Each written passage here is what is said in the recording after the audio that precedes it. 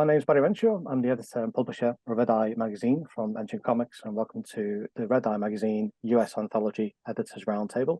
This is the next in a series of roundtables speaking with creators, editors, publishers, journalists, and retailers on the subject of independent comics. I'm happy to be joined today by several editors and creators who are each using the anthology format in different ways.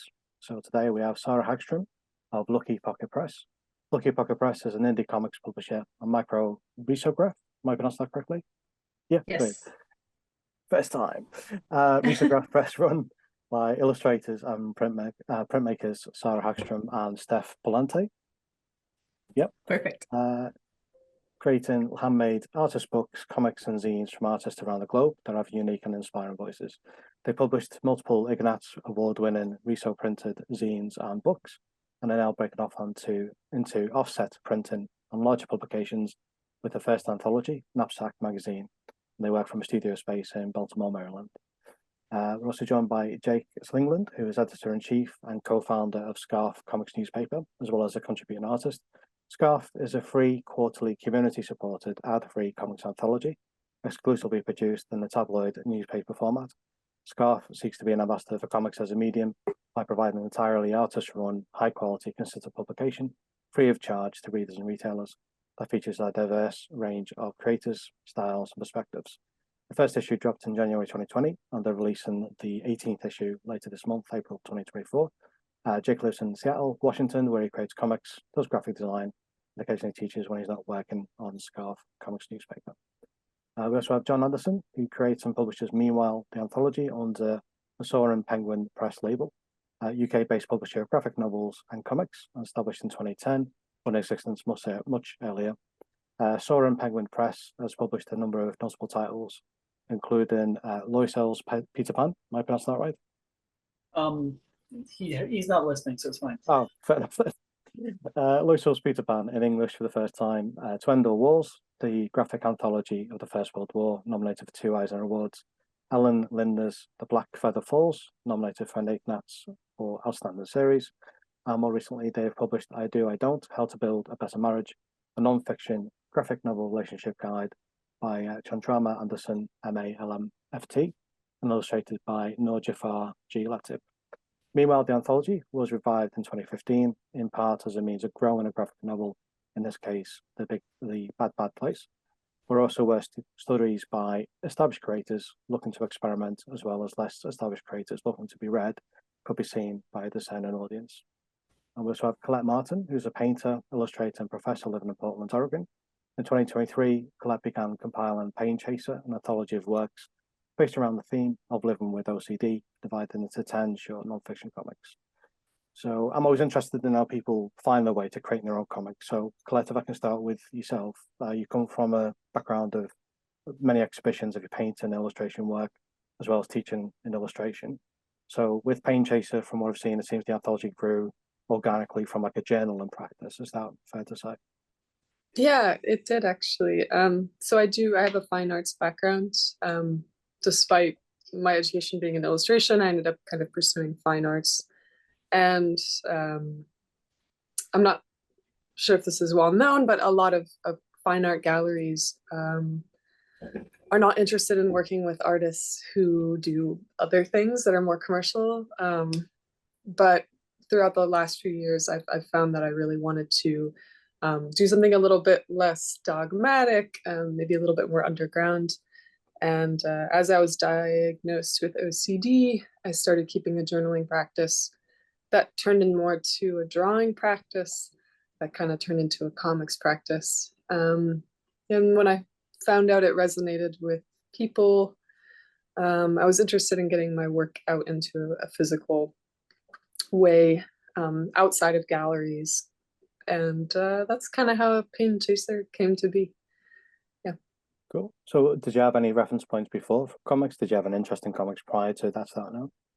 Yeah, I mean, I've had an interest in comics. I read comics, right? And I teach a lot of cartooning students, a lot of crossover there in the illustration department. I teach drawing for illustration and like a media studies course. So lots and lots of crossover within those departments. but I never saw, ironically, I was like, I don't have the patience for comics. I could never, I could never like make a comic. And then the irony is that I sit down and like spend 30 hours working on one painting. I don't know why I thought that those skills weren't transferable for some reason. So I don't know.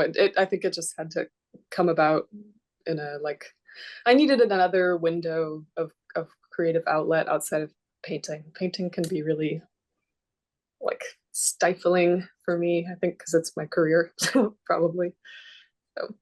So with the anthology that you were putting together then, so did you, like after the fact, kind of come to a point where you go, well, this is enough, or was there a way of editing down the different stories into a new format, or is it very much a page by page journal from what you originally started from?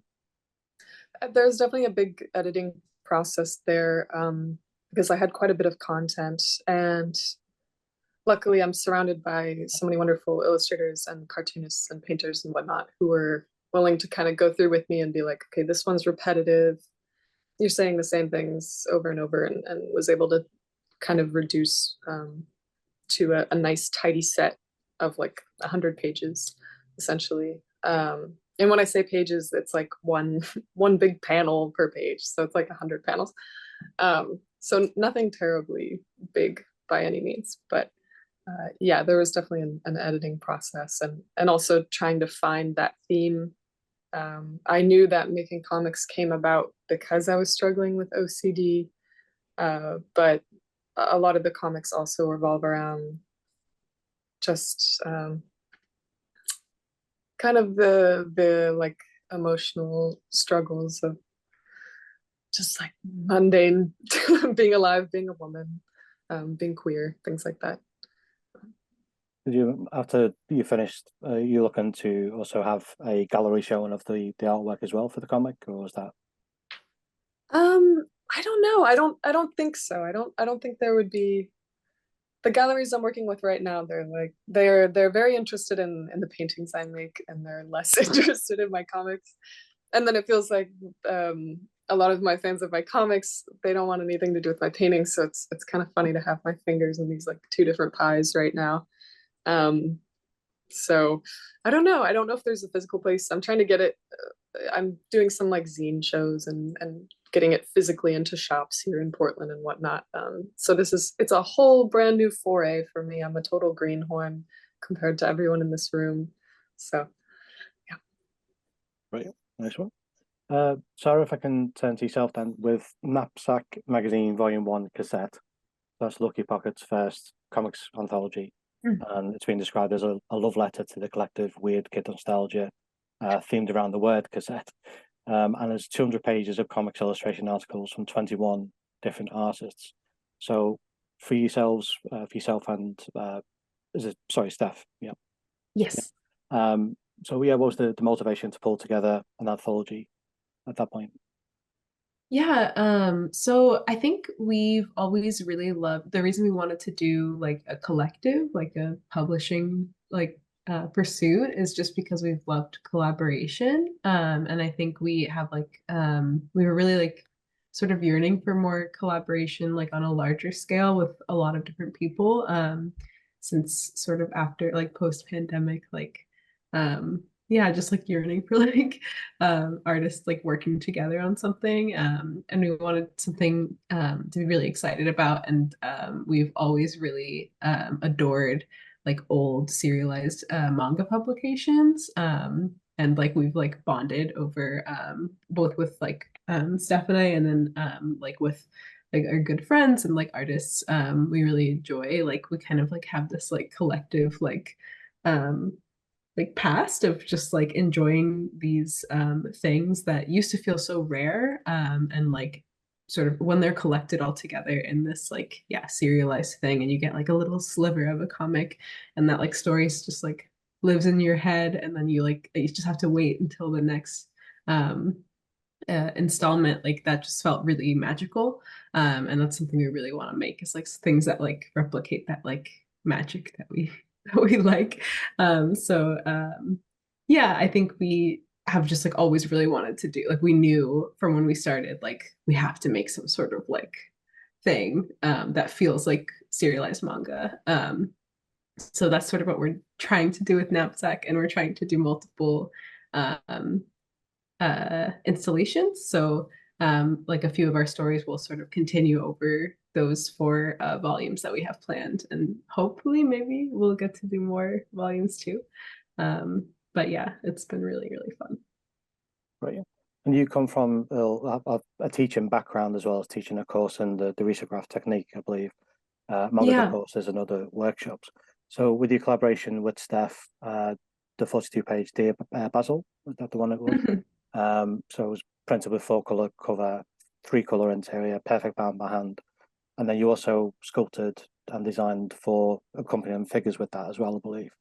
So for you, the tactile nature of the print and the paper, for a lot of people when they're doing comics as well, the feel of the paper, the smell of the ink, things like that, but also the printing nature that you tend to specialize in, that seems to be a big part of the storytelling process as well as just the printing process. Yeah, definitely. Yeah, I think that's, as like illustrators ourselves, and like working illustrators that work mostly digitally, I think we've always been really like attached to like, and like we really need this physical like expression. And I think risograph is a really good sort of midpoint between having like a large like lithograph setup or even screen print setup, and then like between that sort of really physical art making process and digital art making process. So like with risograph printing, you can do the digital art making in the ways that you are sort of, or that we are sort of used to, and translate it really like effectively into tangible media, which I think is like really necessary for a lot of people, and maybe like a lot of digital artists don't know it's necessary, but then sort of getting that like piece like fitting in the puzzle when you first like print a risograph print, or at least a print, and then like seeing all your like pages to come together in a book. I think like that sort of tactile nature is really important, and making art and making comics like storytelling, it feels really essential to like why we wanted to do this. This. But within the anthology, is there room then for different types of print techniques as well, or is it more uniform in that kind of way with it being an anthology? Yeah, so we mentioned like it was like our first, like it's our first out like foray, first step into offset printing. So we've up until now only made handmade books and like riso printed books, and that just like takes of course I was like gushing about how it's so fun to make something tactile, but when you have to make 500 of them and the medium is made for offices and it's not really built for that sort of production level, it's very hard to do. The more we've grown, the more difficult it gets to do. So when we wanted to make something really like sizable, like an anthology, we knew that we had to do something else.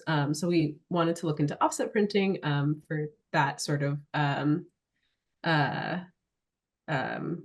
output. But we really wanted to look and feel like that same tactile and like I don't know, like stuff you can sort of sink your teeth into, that risograph and printmaking, like more physical and intentional printmaking techniques feel like. So we're doing offset printing with spot colors that sort of mimic that like layering, the like color layering that you can get when you can really like decide, okay, we want these two and how will those two interact, and when it like sits on that like nice pulpy paper, that's what we're going for. So it's definitely a different output, but one that we're really excited to look into and to do. You get many people asking about the process when they come in to see the comics and things. It's because I think a lot of people still just think of like just basic digital printing, that you see on the telly and things like that, but as a process, you have people kind of want to get their hands dirty and getting stuck into it. Yeah, definitely. So that's like one of our, like, we love to go to shows, like we love to bring our stuff to shows and to sort of like talk with people. And like that's definitely like the main thing is people like, oh, like these colors are so like bright and vivid. Like I love your colors. And we're always like, oh, thank you. But then in their heads we're like, but it's not us, it's the risograph. Like these like soy-based inks are really bright and beautiful. And they just something magical happens. Like it just when you print out with like these like really, yeah, beautiful inks, there's like a sort of vibrancy that makes it like jump off the page, and people really like respond to that and ask about it, and it's really fun. We really like to share and to like discuss that kind of thing. That's it.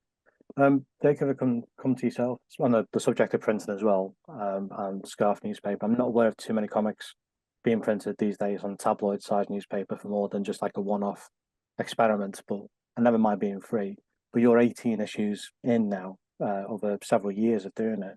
So for yourself, why the newspaper format, and how easy did you find raising the funds, or do you find still raising the funds to make sure it's still a free newspaper?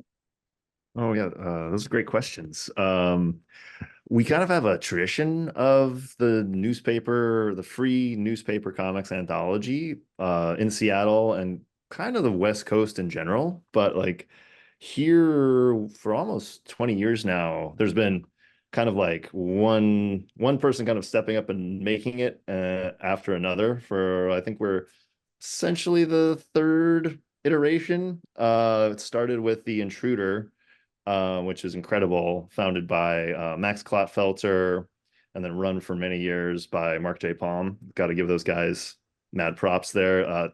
They basically taught us what we know. There had been another really impressive one in between called Thick as Thieves, and then it kind of saw its end come a few years ago, and me and some other friends here and actually in the Bay Area, little six of us, small collective, were like, one, love that format, and two, we're kind of frustrated cartoonists that wanted a venue to regularly put our stuff into the world.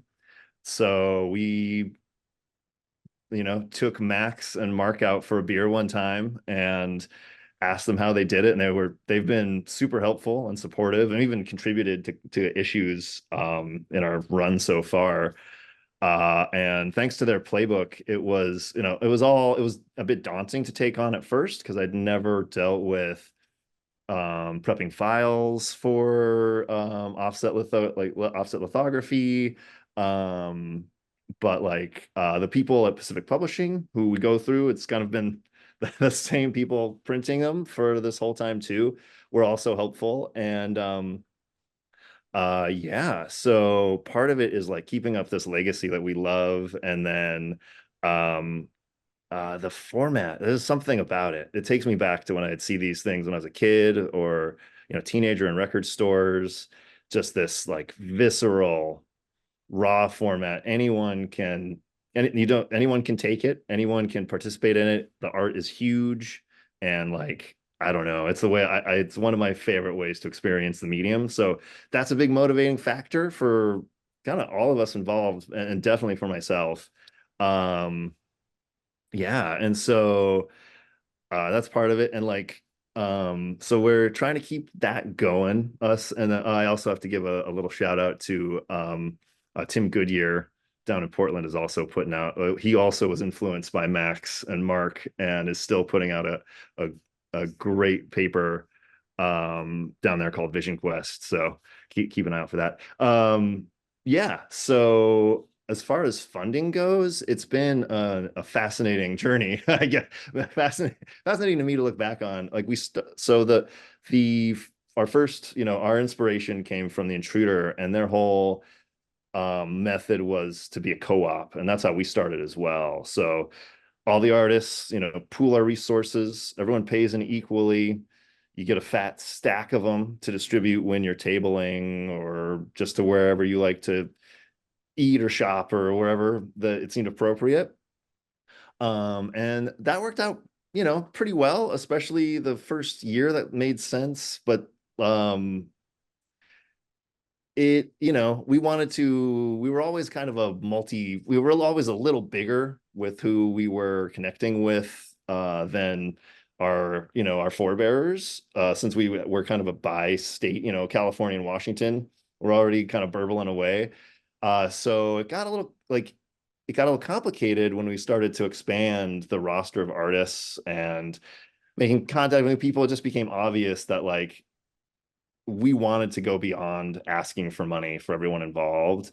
And so eventually we did, thanks to some great advice from like comics, like I don't know what to call her, comics like impresario here isn't quite right because she's very like nonprofit, but like Kelly Froh, who does short run, who's like kind of the brain center of short run comics here in Seattle, a great festival, gave us some advice to become a fiscally sponsored nonprofit so that we could get grants.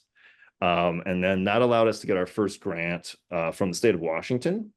And we got another small grant from the city of Seattle. And that allowed us, combined with our Patreon that we had gotten going for our subscriptions, to be able to make it free for all participants.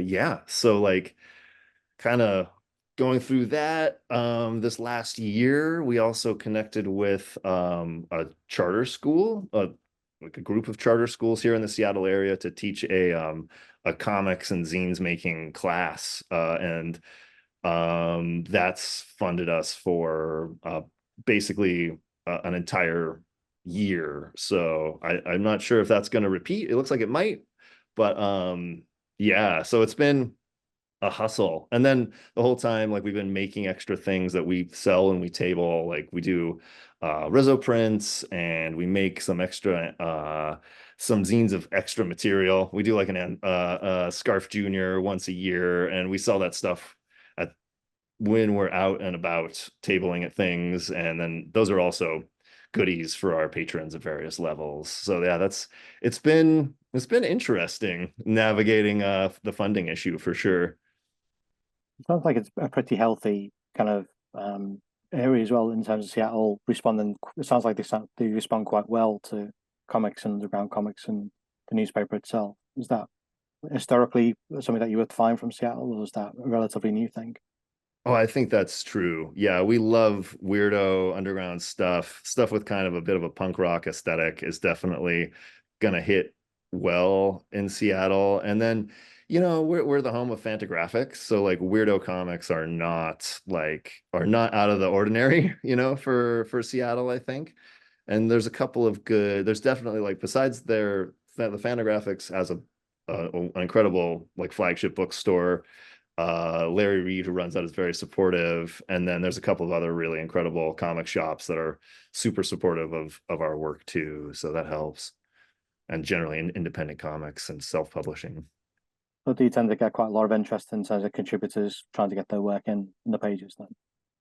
Yeah, we do. Like, yeah, definitely. And we try to be open to people with like almost no experience, we love it when someone that we admire who's got a stellar career pops up every once in a blue moon and is like, I want to do a page. So yeah, it's gone well. Like we do an open call for comic strips each issue. We have a theme and we put out open call for comic strips related to whatever theme the next issue is in the current issue. And that's gone swimmingly. That's a great way to connect with new artists and just see a really fun variety of work. That's it. Nice one. John, if I can turn to yourself, me and John have known each other for a number of years. I think it's probably fair to say going back early 2000s. Would that be about right? But you possibly earlier, but yes. Yeah.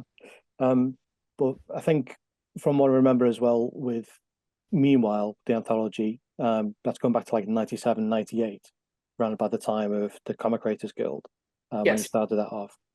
Yes. And in between, obviously, from then all the way through to the present day, you've done tons of books over the years, and helped out a lot of people as well. I say you're a big influence on me back in the early 2000s when I met you. So now, if I remember rightly, for Meanwhile, was it a few years ago you relaunched it with issue 10, was it? Or was that a bit earlier than that? On Kickstarter? Well, one bigger. Well, yeah, back in 1997, we did 4 issues of Meanwhile.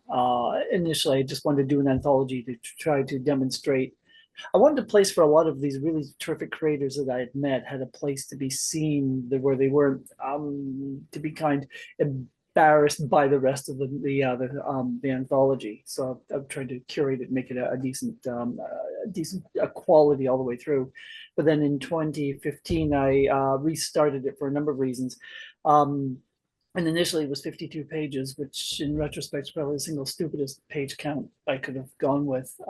But in particular, in issue 4, we had a large, longer story from Daryl Cunningham, which took up most of the anthology. And I thought, well, this just isn't going to work. And I went from issue 5, volume 5, went to 96 pages. And then in volume 10 and 11, we went 136 pages, and 12, we went 152. Because I like me a big chunky anthology. I wanted enough space so that I could run a longer story, not have to break it up into smaller bits. But and still have enough room for a lot of the other work as well, so that it wasn't, well, if you didn't like this story, there's nothing much else in this one. And I'm enjoying what we're getting. I'm enjoying some of the longer stories, longer narratives that perhaps aren't quite long enough to be its own self own standing title, or for various reasons. Either it doesn't run long enough, it's not, it's only so many pages long, or alternatively, it might not be strong enough to stand alone and find its own space in the industry, in the market. But it's a beautiful little piece to put inside an anthology, and so that's kind of what we're looking. When I say me looking to do is try and curate each volume so that it's an enjoyable read. You never know what you're going to get, and there's a lot of variety and a lot of opportunity for perhaps longer pieces, and as well as shorter pieces. So in terms of people coming to you, do you seek out particular creators, or do they come to you quite frequently to be published? I get a lot of pitches for pieces, a lot of submissions through email, but I'm also continually looking for other anthologies, other pieces online, in particular because we do a lot of translation. Maybe not so much this past volume 12, but several of the others. We've had work from Japan, Germany, Portugal, Spain, Brazil, where part of the process is the translation, making an appropriately sensitive translation, and having the story relettered and presented that way. Because I'm enjoying exploring the nature in which different cultures have different kinds of storytelling methodologies, and just different sensibilities in terms of how to tell story. So I actively seek those out. In terms of because if I remember rightly, again, 2015, so pretty early on in the Kickstarter kind of time frame, really, nearly 10 years ago now, that's when you started experimenting with the crowdfunding side. So over the years, crowdfunding, especially Kickstarter, seems to be its own social media platform in and of itself, where people have quite a bit of money to spend and are quite happy to look for kind of more independent type of work. So how important is, this is open to everyone, I suppose, really, in terms of dealing with things. How important is the likes of those types of social media platforms or crowdfunding in terms of the work itself, getting eyes on there, but also making sure that the money comes in to go on to the next one? Wow, we're quite crowded, aren't we? I was going to say, Patreon's been important for us for sure. And we started by having a Kickstarter. The very beginning, got together a small nut of money, but it was, it also helped. That also kind of helped to coalesce a bit of a community behind us too, which is important. Yeah, same here. We started with Kickstarter to get like funding for our printing materials, and then did a few more, and then with our anthology we kickstarted it, and every time we're like, we're not gonna, like, no one's gonna see this, and it's not gonna happen, and then like we see like the support that like people are willing to give, and it really like I don't know, it always makes me think like indie comics is such a like supportive space to be in, and like everyone always wants to like see more comics being made. There's like no air, or at least I don't feel like there's like an air of like competition, or like especially with like crowdfunding and like that sort of thing. Like it feels so like everyone's trying to help each other, and it's a really nice feeling. Yeah, 100%. Yeah. We're still working closely with people that gave to our Kickstarter, so it's neat. Sorry, go ahead, whoever's going to talk. I was gonna say it's the same thing with Pain Chasers, completely funded through Kickstarter, and I was almost like, this is embarrassing. Who's gonna fund this? Like, this is kind of, what am I doing? I'm a painter. I don't know. It felt very out of left field for me to do it, but my partner kept encouraging to do it. And then when I finally did, I felt that same level of appreciation for it's just unbelievable how many people want to see something like this come into the world, and especially coming from like a background in fine art painting, which is competitive, and there is an attitude of there can't be two of us in the room together sometimes. Painting, I don't mean to be like smack talking painting, but naturally, do it. Be a smack talking. Do it. I'm gonna do it a little bit. Well, a lot of my friends in my community that I've made through painting has been brilliant, but like the institution of like galleries and things like that and representation can be a little.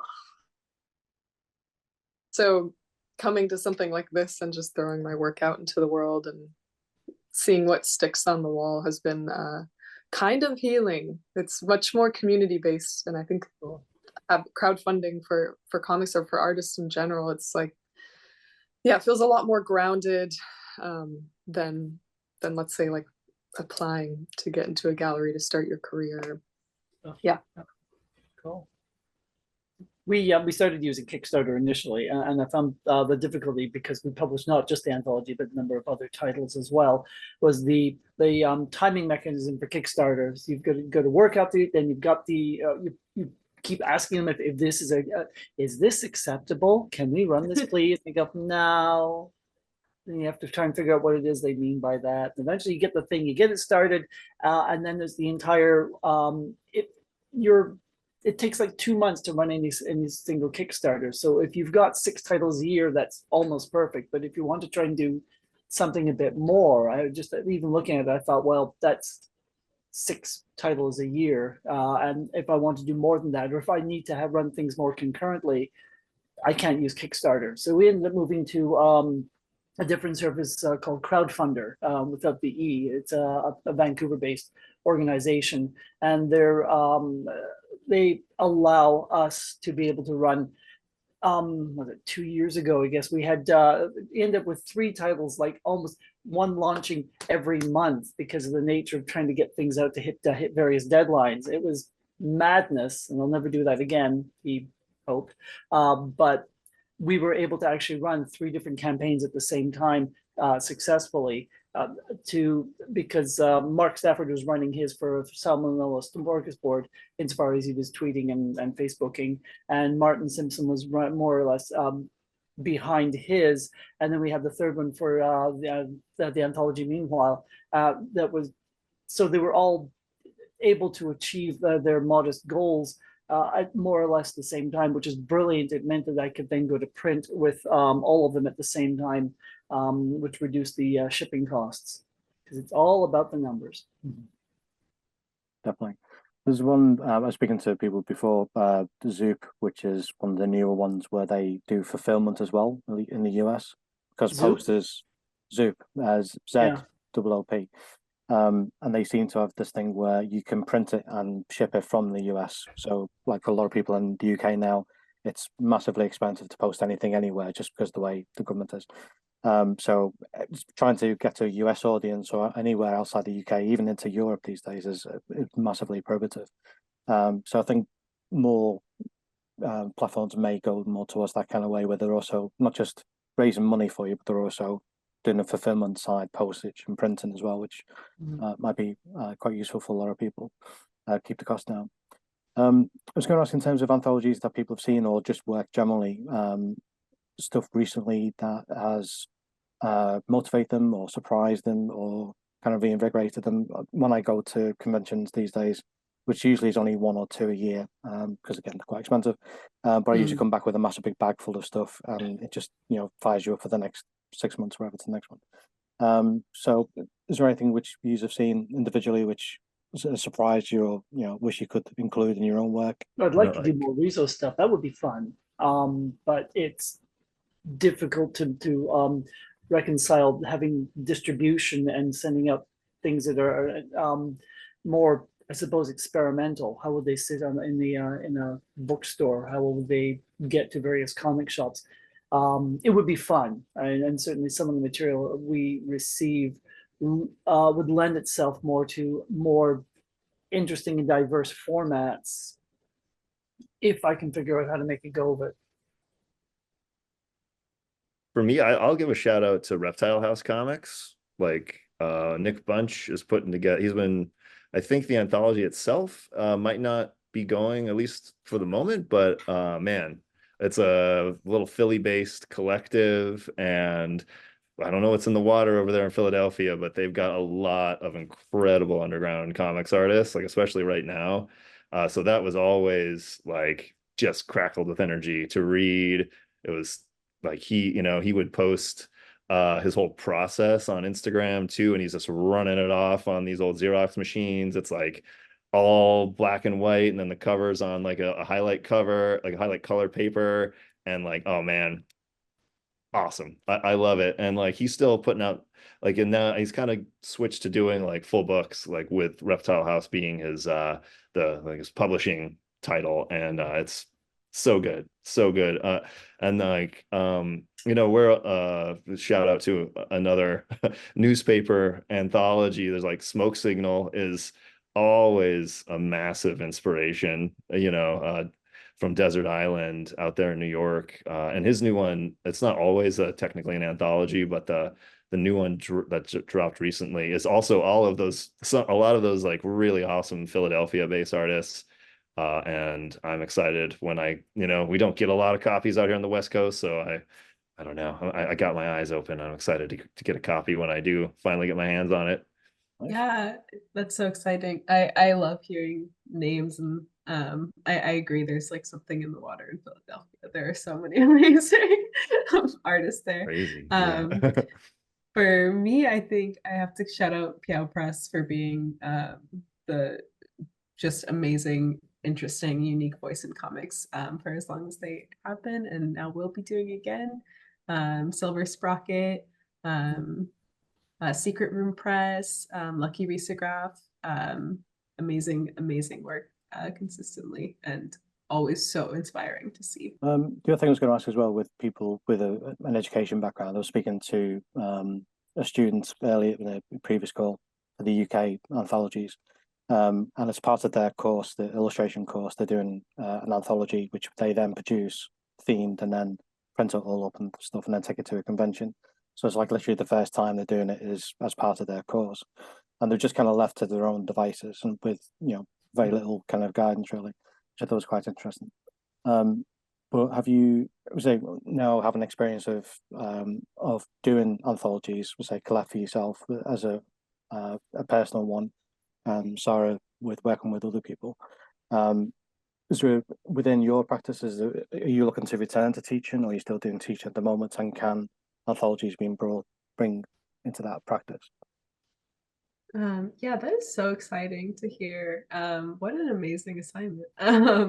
I would love to teach again, but I'm not currently. But yeah, I find that like that sort of environment of like creation and like everyone creating and sort of helping each other. One is really fun and good for creativity, and also is really good for collaboration. Me and Steph met in school, and like that's where we like conceived of this idea. So that's so exciting. I think like anthologies and collaborations happening in like a school environment is like the best like way to, or not the best, but like a really effective way to like sort of like show what's possible in like a community of artists, especially too, because I think now like post or like after the pandemic years, I think it's been sort of harder for younger people to break out into like a like physical space like comic shows, because it feels very like, whoa, that's like over there and I'm over here. And I think like anything to sort of um like bridge that gap is like really, really important and like fun and effective. So Yeah, and to jump in on that as well, I know I teach at the Pacific Northwest College of Art, and I also teach in the continuing ed program at the Rhode Island School of Design. But at PNCA, I sit on a lot of panels for students who are doing their thesis, and I don't know how many like comic anthologies I've seen between collaborations of students, and they're just so into it. Even right yesterday, I was riding the elevator up in the building, and someone had stapled or taped onto the elevator wall their new like PNCA anthology called Dump, very elegantly named. As art students tend to, they love a joke. So it's the same thing. It's like this big hotbed of people that just want to work together. And I would agree that, especially after the pandemic, students are like chomping at the bit, like frothing at the mouth to work together and to do things. And as far as like teaching goes, and in my practice and in my life, I think as if I wasn't teaching in the illustration department, I I probably wouldn't have come to this whole comics conclusion in my life either, just because I'm constantly preaching to the students to find avenues of creation and to follow what feels best.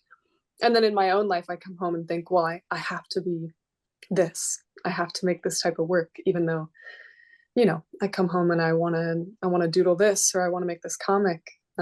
So teaching has helped me walk the walk a little bit more, because I'm like, I can't tell these students to navigate their art this way if I'm just gonna put myself in this box as well. So teaching is pretty magical. I kind of fell into it, but I'm really into it. So Right.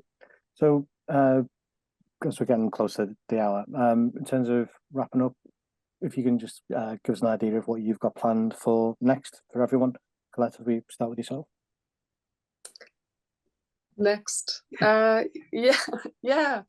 I mean, I want to make Pain Chaser too. And I also just want to physically put my body into more comics spaces here in Portland, Oregon.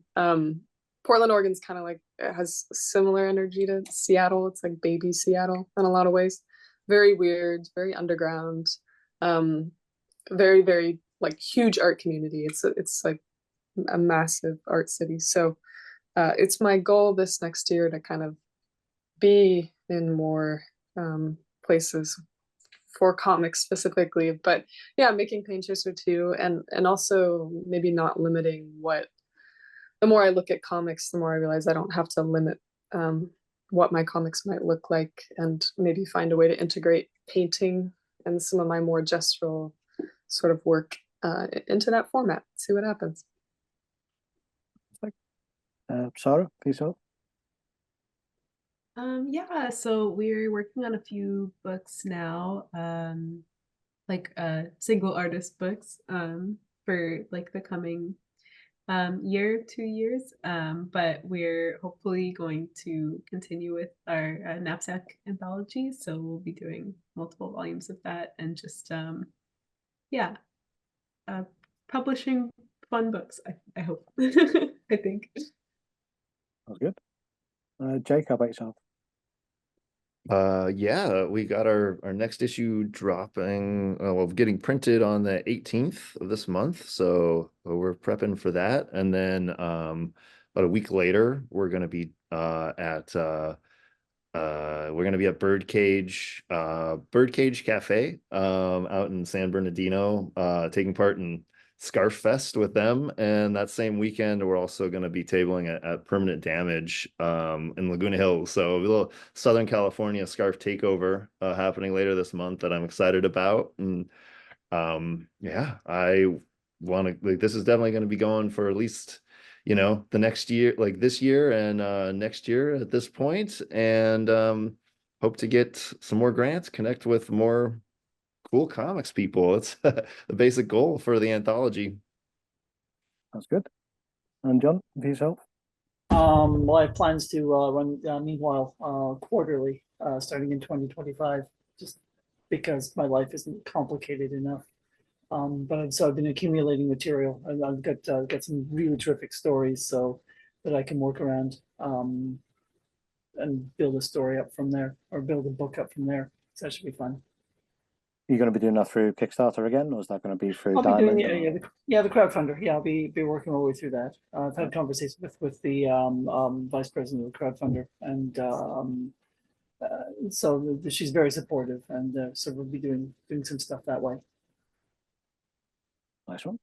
We'll find out. It might be a nice one. It could be. This is the last time you see me with hair. Keep an eye out for it. It'll be good. Well, thanks very much, everyone, for taking part.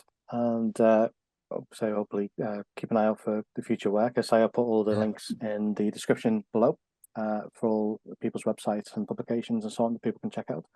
And catch you next time. Thanks very much. Thank Barry. you. Thanks, Barry. Thank you. Nice to meet you all. Nice to meet you. Meeting you. Thanks. Good to meet you.